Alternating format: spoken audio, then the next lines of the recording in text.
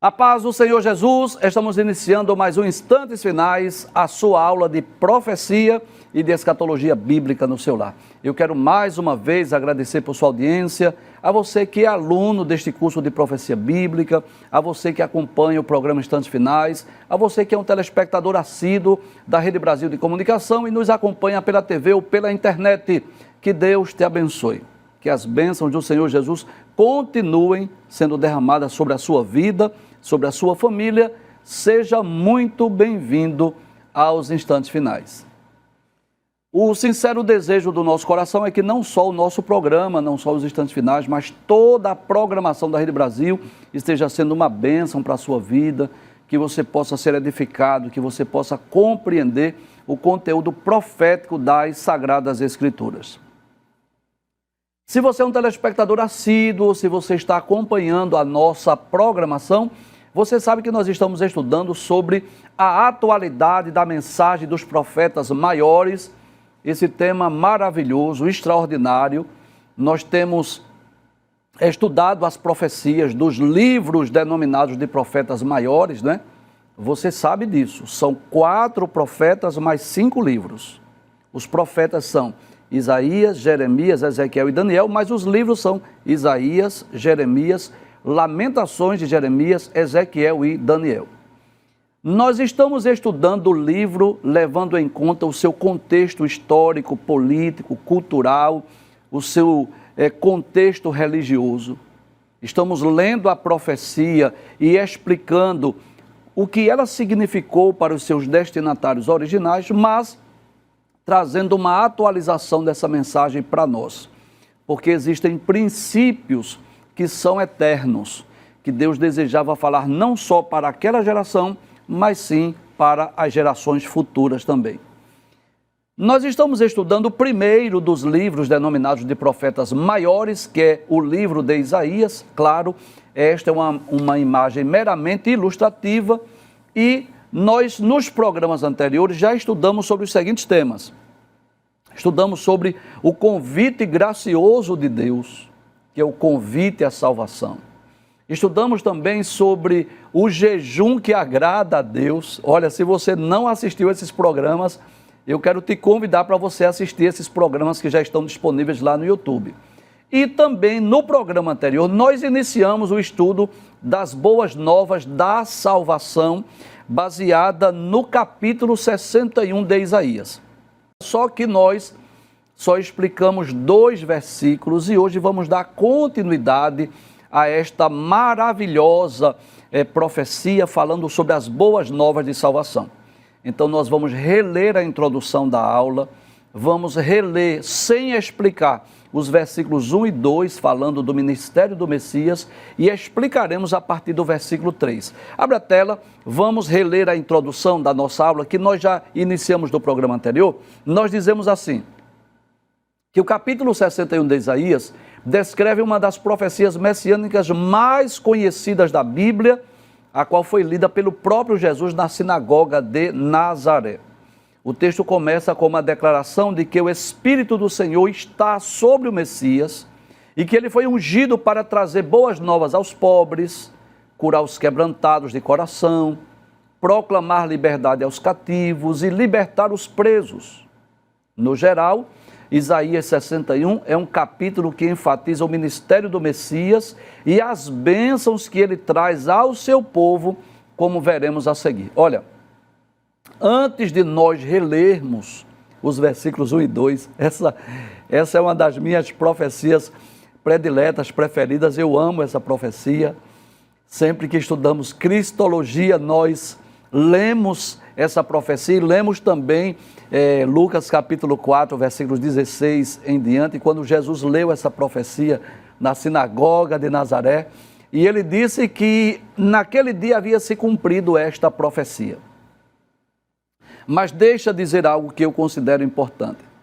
Embora essa profecia de Isaías 61 esteja falando de uma forma mais direta e específica sobre o ministério do Messias, sobre aquele período de aproximadamente 3 anos ou 3 anos e meio que durou o ministério terreno do nosso Senhor Jesus, nós devemos entender que essas profecias ou essa missão do Messias, ela continua sendo realizada. Só que hoje através da igreja, não é? Então eu vou reler com você os versículos 1 e 2, mas explicando esse contexto.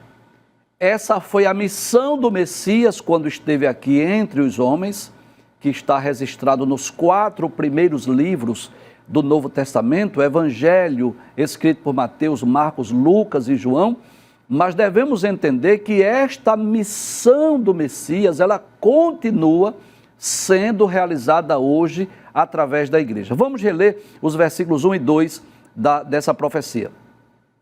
Então, capítulo 61, versículo 1 diz: o Espírito do Senhor Deus está sobre mim quem? Sobre o Messias, o Cristo, o ungido, o Filho de Deus, Jesus de Nazaré, que veio ao mundo para realizar a obra do Pai.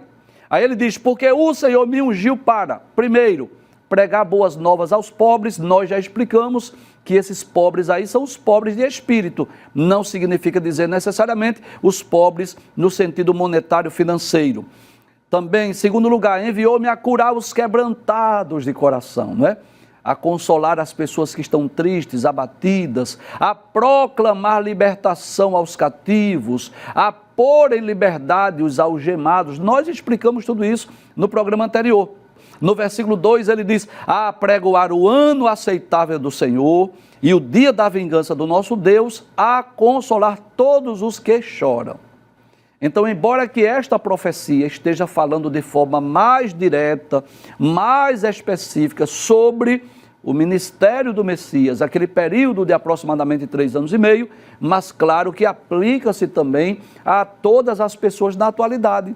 Essas boas novas de salvação, embora tenha sido pregada a princípio pelo Senhor Jesus, essas boas novas de salvação continuam sendo pregada pela igreja.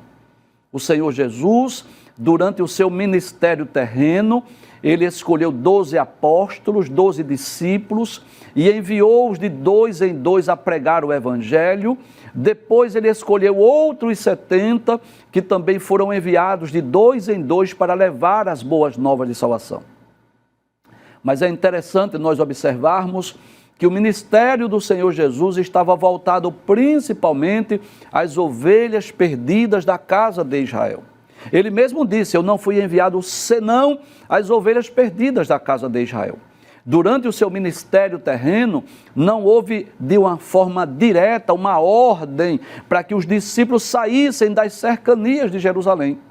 Poucos foram os gentios que tiveram acesso à mensagem do Evangelho, como, por exemplo, a mulher samaritana, que alcançou também um grupo de samaritanos, como a mulher cirofenícia ou a mulher cananeia, como os centuriões, que também receberam dádivas, bênçãos, respostas de orações através de Cristo, mas o ministério de Jesus foi voltado para o povo judeu. Mas olha que coisa interessante. Após a sua morte, a sua ressurreição, Jesus dá uma ordem agora à sua igreja. Jesus diz aos seus discípulos que eles deveriam pregar o evangelho não só em Jerusalém, mas toda a Judéia e Samaria e até os confins da terra. E nós vamos perceber isso na grande comissão. Se você estiver com uma caneta, você pode anotar aí. Nós vamos citar alguns textos da grande comissão. Por exemplo, Mateus capítulo 28, versículo 19, ele diz: portanto, ide, fazei discípulos de todas as nações, batizando-as em nome do Pai, do Filho e do Espírito Santo. Observe que agora deveria alcançar discípulos de todas as nações. Em Marcos capítulo 16, versículo 15, diz: ide por todo o mundo, pregai o evangelho a toda criatura. Em Lucas capítulo 24, versículo 49, Jesus vai dizer que era necessário que o evangelho fosse pregado em todo o mundo, em todas as gentes, a começar de Jerusalém. Atos capítulo 1, versículo 8, Jesus disse: vocês vão receber a virtude do Espírito Santo que há de vir sobre vós, e vocês serão minhas testemunhas, tanto em Jerusalém como em toda a Judéia e Samaria e até aos confins da terra. Enfim, a mensagem do evangelho, essas boas novas de salvação, elas devem ser anunciadas em todo o mundo. E embora essa profecia, de uma forma direta, fale do ministério terreno do Messias, ela também aplica-se hoje, porque onde este evangelho é pregado, onde essa mensagem da salvação é pregada, então está sendo pregado também libertação, está sendo pregada as bênçãos, as boas novas da salvação, que envolve bênçãos futuras, celestiais e eternas, mas também envolve bênçãos da presente era, como por exemplo, a libertação da cadeia aos cativos, a alegria aos tristes, são bênçãos que já são alcançadas aqui nesta vida. Vamos ler então a partir do versículo de número 3, vejamos o que diz a profecia de Isaías capítulo 61, versículo de número 3. O texto messiânico, a profecia messiânica continua dizendo assim: e a pôr sobre os que choram em Sião uma coroa em vez de cinzas, óleo de alegria em vez de pranto, manto de louvor em vez de espírito angustiado. Em resumo, em outras palavras, essa profecia messiânica está dizendo que o Messias, quando viesse, ele traria gozo, ele traria paz, ele traria alegria. As pessoas alcançadas por essas boas novas de salvação experimentariam mudanças profundas. Deixa eu ler, por favor, na Bíblia Viva, já que nós lemos da Nova Almeida Atualizada, na Bíblia Viva diz assim: e a dar a todos os que estão de luto em Sião, aqueles que estavam tristes, abatidos, de cabisbaixo, uma bela coroa em vez de cinzas. Você sabe que as cinzas, nas páginas da Bíblia, é sinal de tristeza, de contrição. Quando as pessoas estavam aflitas, por exemplo, nos tempos bíblicos, elas se sentavam entre as cinzas, ou colocavam cinzas sobre as suas cabeças, ou vestiam-se de pano de saco, falando de tristeza. Jesus veio ao mundo em um período de tristeza para o povo judeu. Eles estavam dominados por Roma. Eles estavam dominados, pagando altíssimos impostos aos imperadores romanos. Mas Jesus estava dizendo que aqueles que o recebessem, aqueles que recebessem o Messias, o profeta Isaías está dizendo, aqueles que recebessem o Messias, ele iria dar a todos os que estão de luto em Sião uma bela coroa em vez de cinza sobre a cabeça. Glória a Deus! Em vez de tristeza, de amargura, de cinza sobre a cabeça, vai receber o quê? Uma bela coroa. Óleo de alegria em vez de lágrimas, um manto de louvor em vez de espírito triste e abatido. E deixa eu dizer algo, a partir do momento que nós recebemos as boas novas de salvação, que recebemos a Jesus como Salvador das nossas almas, nós já recebemos o Espírito Santo que veio habitar em nós. Nós nos tornamos templo e morada do Espírito Santo. E quando Paulo escreve sobre o fruto do Espírito, em Gálatas capítulo 5, versículo 22, Paulo fala sobre 9 virtudes do fruto do Espírito. Diferente dos dons, que são muitos, o fruto do Espírito é um só, como que uma laranja com 9 bagues ou 9 gomos, e é um fruto só, mas com muitas virtudes. E dessas 9 virtudes, eu vou falar sobre uma só, que está relacionada a essa profecia. Aí Paulo diz em Gálatas 5:22, mas o fruto do Espírito é caridade, que é amor, gozo, que é alegria, paz, longanimidade, benignidade, bondade, fé, mansidão e temperança. Então, a segunda virtude do fruto do Espírito é exatamente o gozo, é a alegria. Uma alegria que só pode falar com propriedade quem já nasceu de novo, quem já passou pelo Calvário, quem já recebeu Jesus como seu Salvador. Então, eu posso até falar dessa alegria, desse gozo, eu posso usar até a Bíblia para falar desse gozo, mas eu posso dizer que só podemos sentir esta alegria, este gozo, depois que nós recebemos a Jesus como nosso Salvador pessoal. O Espírito Santo veio habitar em nós e ele veio produzir dentro de nós uma alegria. Se você for, por exemplo, em uma igreja cristã, em uma igreja genuinamente evangélica, em uma igreja que pregue o verdadeiro e genuíno evangelho, você vai perceber no culto cristão a alegria no rosto das pessoas. Quer que eu dê um exemplo? Vou dar um exemplo muito claro, muito perceptível, muito notório. Quando nós assistimos vídeos dos nossos irmãos lá em Moçambique, lá na África, lá em Guiné-Bissau, onde a nossa igreja mantém os missionários. São crianças paupérrimas, descalças, mal vestidas, sem ter muito o que comer, debaixo de templos muito simples. Glória a Deus. Às vezes a bateria é uma latinha de leite com 2 pedacinhos de pau. Mas a alegria deles é imensa, é algo inexplicável. Eles tinham tudo para serem tristes, para viverem abatidos, amargurados. Eles não têm o que calçar, não têm o que vestir, muito mal têm o que comer. Mas há uma alegria proporcionada pela presença do Espírito Santo. E é esse gozo que Jesus oferece àqueles que nele creem. Deixa eu ler mais uma vez a profecia.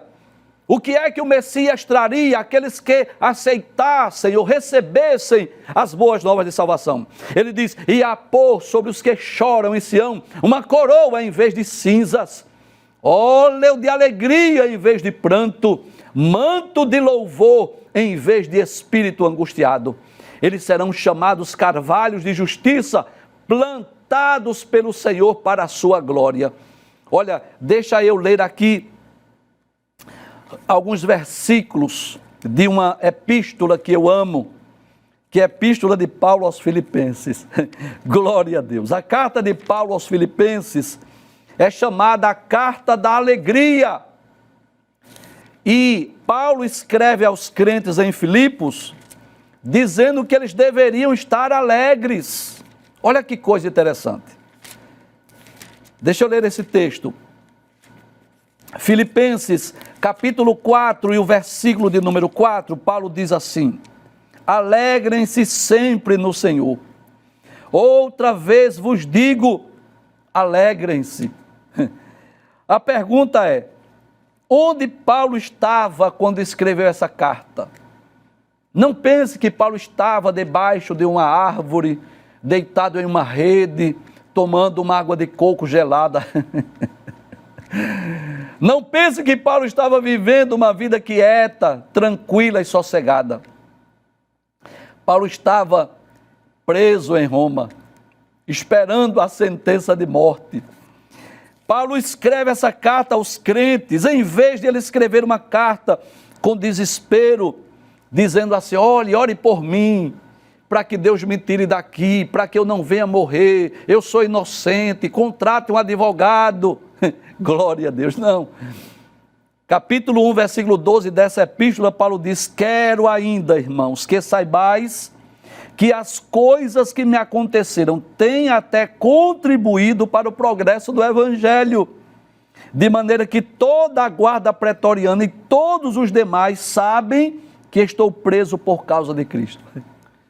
Mas como pode alguém que está preso inocentemente? O que era de se esperar? Está ali triste, de cabisbaixo, abatido, pedindo socorro, pedindo misericórdia a Deus, não deixa eu ficar preso, não deixa eu morrer. Mas Paulo está alegre. E alegre por quê? Porque foi uma oportunidade para ele pregar para a guarda pretoriana, para a guarda do palácio. Como quem diz assim, se eu não tivesse preso, eles não teriam ouvido a mensagem do Evangelho. Mas há outro texto que eu gostaria de ler ainda, que está na segunda carta de Paulo aos Coríntios, se você tiver com a sua Bíblia, capítulo 7, versículo 4, na Nova Almeida atualizada, diz assim, segundo aos Coríntios, capítulo 7, versículo 4, diz assim, estou sendo bem franco com vocês e tenho muito orgulho de vocês. Sinto-me grandemente confortado e transbordando de alegria em meio a toda a nossa tribulação. Veja que esse gozo, essa alegria proporcionada pelo Espírito Santo possibilita o crente estar em gozo, em alegria, mesmo em meio à tribulação. E é claro que eu não estou dizendo com isso que o crente nunca possa estar triste, não é isso que eu estou dizendo, que o crente nunca possa estar abatido ou de cabisbaixo. Claro que há momentos e altos e baixos da nossa vida, há momentos que estamos tristes mesmo, mas esse gozo, essa alegria proporcionada pela presença do Espírito Santo em nós, nos possibilita estarmos alegres mesmo em meio às tribulações. Versículo de número 4, continua a profecia de Isaías acerca da missão do Messias, dizendo assim, e essa profecia agora é direta para o povo de Judá, para o povo de Jerusalém. O Senhor promete que eles iriam restaurar as cidades, dizendo assim, reconstruirão as antigas ruínas, restaurarão os lugares anteriormente destruídos e renovarão as cidades arruinadas, destruídas de geração em geração. Não tenho dúvida que esta profecia diz respeito ao futuro, ao reino milenial de nosso Senhor Jesus Cristo. Diversas vezes já falamos sobre esse período áureo da história da humanidade, mas com exclusividade para o povo de Judá, para o povo de Jerusalém, onde Jerusalém será a capital do mundo, onde o Senhor Jesus reinará sobre toda a terra, todo o mundo, a partir de Jerusalém. E nesse período, a cidade de Jerusalém será a cidade mais próspera do mundo, a cidade mais abençoada. No sentido terreno, humano, físico, natural, o povo judeu será o povo mais privilegiado do mundo. Esse povo que é alvo de tanto ódio, tantas nações estrangeiras que no decorrer dos séculos, no decorrer da história, desejaram exterminar o povo judeu e a nação de Israel. Nós poderíamos falar aqui de vários episódios, várias ocasiões em que desejaram exterminar o povo hebreu. Quem não se lembra do faraó egípcio que mandou matar os meninos? Para quê? Para enfraquecer a nação, para que, se só nascessem meninas, elas teriam que casar com estrangeiros, não é assim? Quem não se lembra nos dias da rainha Esté, quando Amã fez com que o rei assinasse um decreto mandando que os judeus fossem mortos, que os persas matassem o povo judeu. Então, no decorrer da história, quantos povos, amonitas, moabitas, os da montanha de Seir, filisteus, cananeus, quantos povos que se levantaram para exterminar o povo judeu. A Segunda Guerra Mundial, Hitler, que matou 6 milhões de judeus. Quase que esse povo foi extinto, muitas vezes foram dispersos da sua terra, pela Síria, pela Babilônia, claro, muitas vezes por causa dos seus pecados, das suas escolhas, mas esse povo ainda existe hoje, essa nação ainda existe, é uma das nações mais poderosas do mundo, apesar do desejo dos grupos radicais que desejam, os extremistas, né? Que desejam exterminar o povo judeu, apesar do ódio das nações, mas a mão de Deus está estendida sobre este povo, sobre essa nação. E esse povo continuará existindo pelos séculos dos séculos, eu não tenho dúvida disso. E no futuro, eles irão desfrutar de um período de reconstrução, de bênçãos, de prosperidade. Isso dar-se-á quando Jesus implantar o seu reino milenial. Deixa eu ler mais uma vez essa profecia, que ainda terá o seu cumprimento no futuro.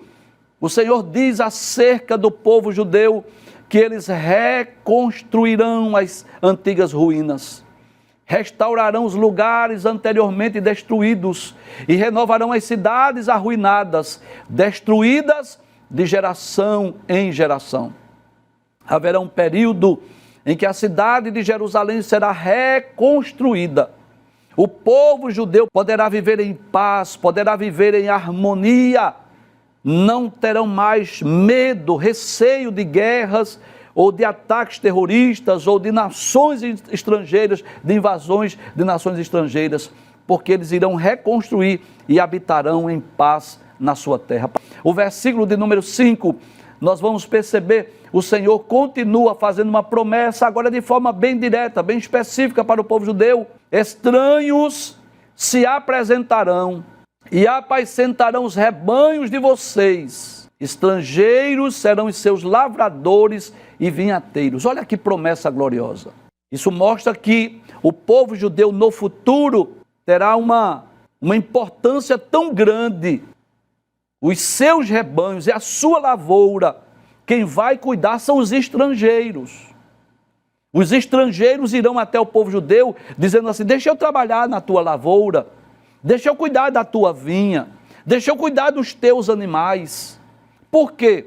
Porque o povo judeu estará exercendo uma função privilegiada, muito honrada. Eles serão os sacerdotes de Deus aqui na terra, que era um princípio desde o livro do Êxodo.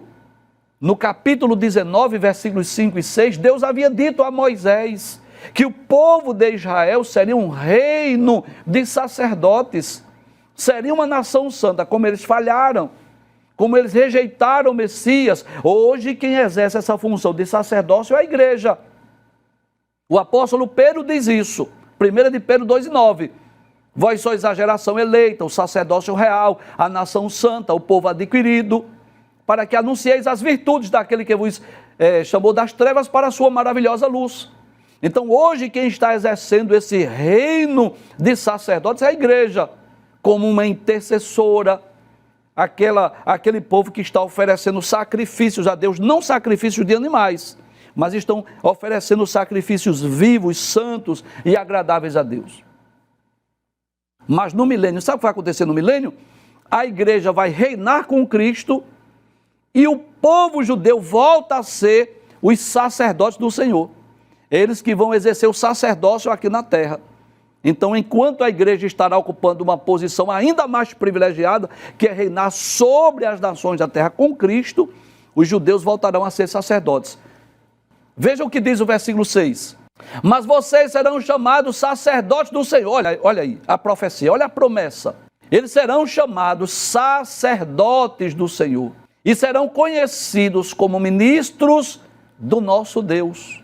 Comerão as riquezas das nações e se orgulharão do que era a glória delas. Como assim, professor? Eles irão comer as riquezas das nações. É porque as nações trarão para Jerusalém, trarão para Israel os seus dízimos, as suas ofertas. Jerusalém será a capital do mundo.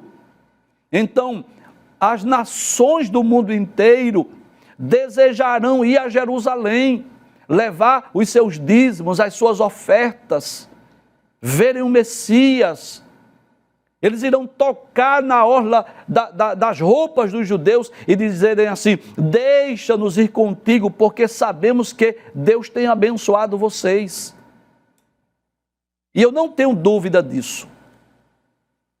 Assim como hoje nós percebemos o ódio das nações, o desejo de exterminar essa nação, o desejo de exterminar o povo judeu, o desejo de muitas nações querer exterminar a nação de Israel, nós vamos ver que essa história vai mudar, que o povo judeu não terá mais inimigos no futuro. Haverá um período que não haverá mais nações inimigas. O Senhor Jesus, quando vier na segunda fase da sua segunda vinda, Ele vai exterminar essas nações estrangeiras que desejam arruinar o povo de Israel, que desejam o fim do povo judeu. O Senhor vai exterminar. Então as nações que adentrarem no milênio junto com o povo judeu irão abençoar essa nação. Vão enviar lá para Jerusalém seus dízimos, as suas ofertas, e assim o povo judeu vai viver num período de prosperidade, de bonança, de fartura, de abundância de alimentos. Jesus reinando sobre o mundo inteiro. E aí Ele vai mandar chuva no seu tempo, Ele vai fazer com que até os lugares secos e áridos possam produzir. A terra se tornará uma planície com muitos hectares, milhares de hectares de terras produtivas. Os homens, no período do milênio, deixarão de confeccionar instrumentos de guerras para investir na lavoura, na agricultura. Os homens deixarão de construir tanques de guerra, mísseis, bombas, granadas, armas nucleares, aviões de guerra, navios de guerras, deixarão de treinar soldados e vão investir em quê? Na lavoura, na agricultura. E Deus vai mandar a chuva. Não vai haver no milênio não vai haver seca, não vai haver enchente, não vai haver catástrofes naturais. E aí o que vai acontecer?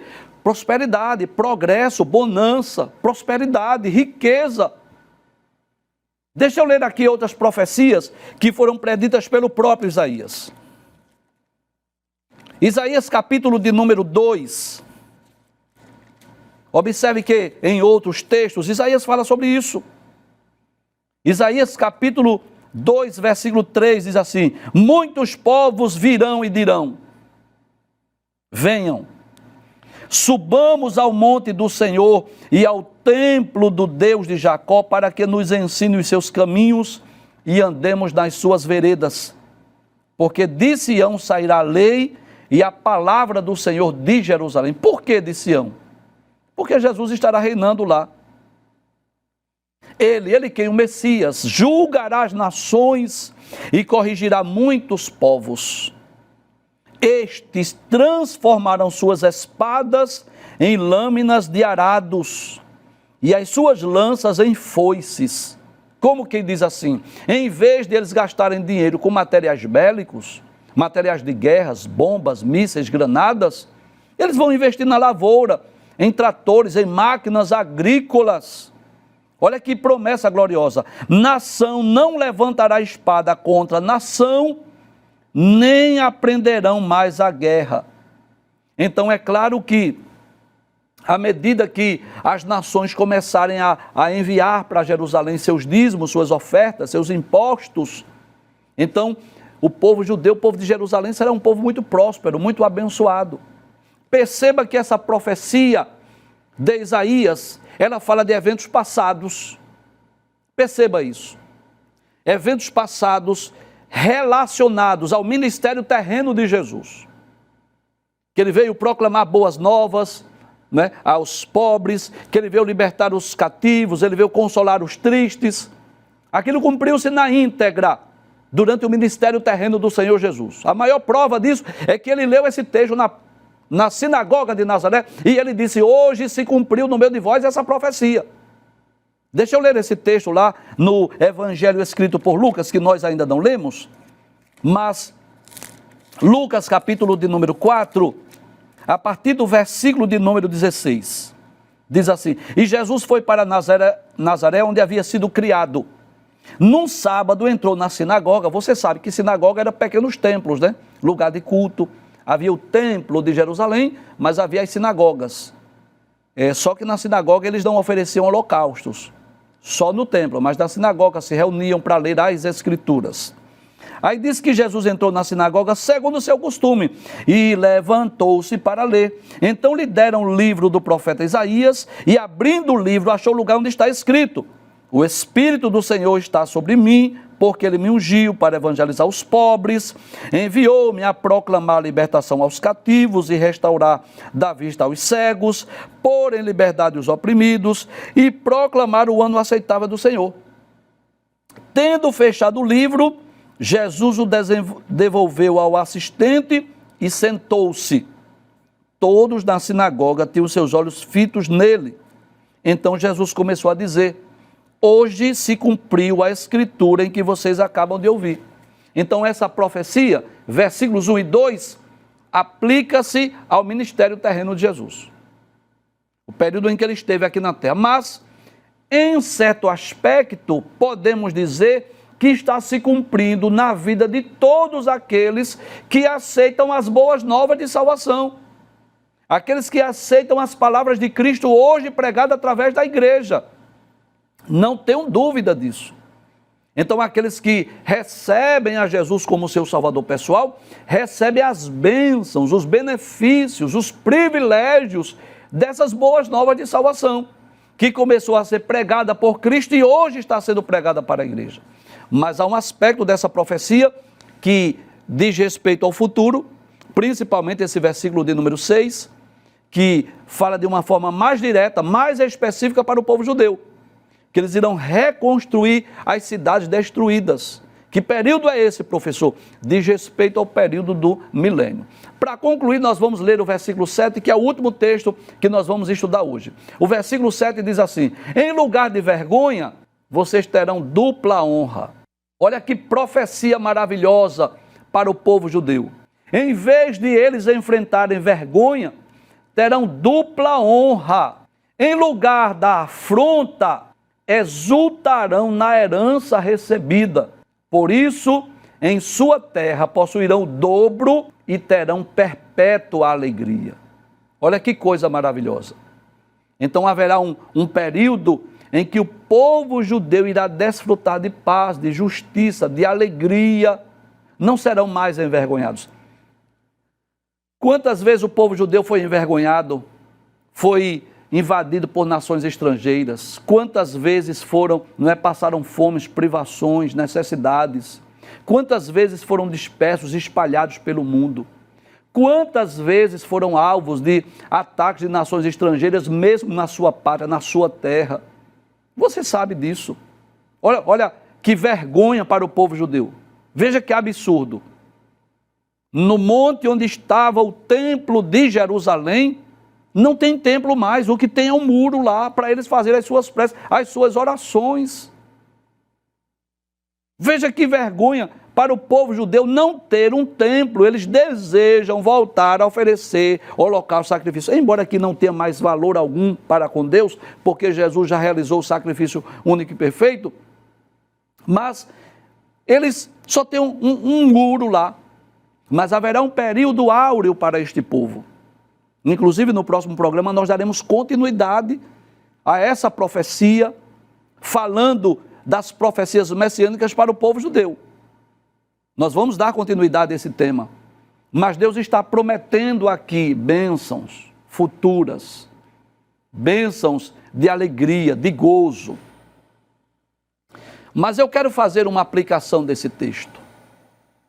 E eu não estou com isso forçando o texto, porque eu já expliquei o texto dentro do seu contexto e o significado dessa profecia. Mas deixa eu ler mais uma vez.